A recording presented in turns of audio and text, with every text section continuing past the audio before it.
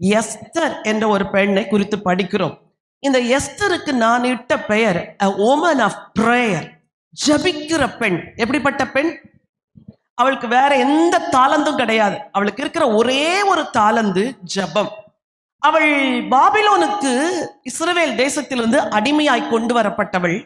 அடிமையாய் கொண்டு வரப்பட்ட பெண்கள் அவமதிக்கப்படுவார்கள் பாபிலோன் தேசத்திலே. ஆனால் மொர்தெக்காய் இவளை தன்னுடைய மகளாக ஏற்றுக்கொண்டு அவளை தன்னுடைய மகளாக வளர்க்கிறார்.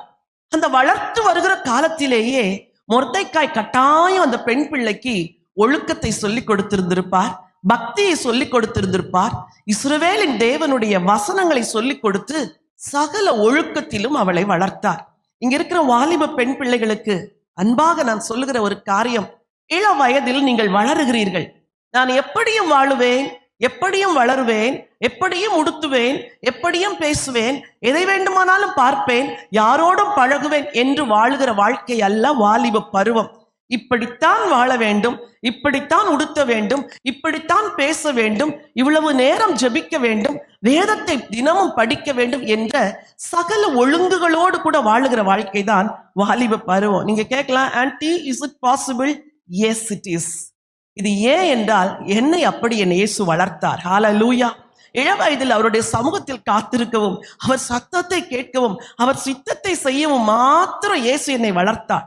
இந்த எஸ்தரை மொர்தெக்காய் வளர்த்தார் என்று வாசிக்கிறோம். அவள் வளருகிற ஒரு காலம் இருந்தது. இங்க இருக்கிறவங்க எல்லாரையும் பார்த்து நான் சொல்லுகிறேன், இந்த காலம் என்ன காலம் தெரியுமா? நீங்கள் ஆண்டவருக்குள் வளருகிற காலம். சத்தியம் விதைக்கப்படுகிறது. சத்தியம் எங்கு பார்த்தாலும் சத்தியத்தின் சத்தம் கேட்கிறது. எந்த சேனலை திறந்தாலும் உங்களுக்கு செய்தி இருக்குது.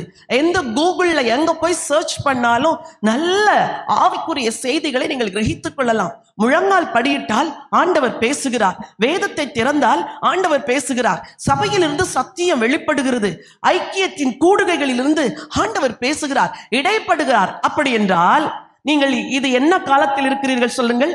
வளர வேண்டிய காலம். சொல்லுங்க பார்க்கலாம்.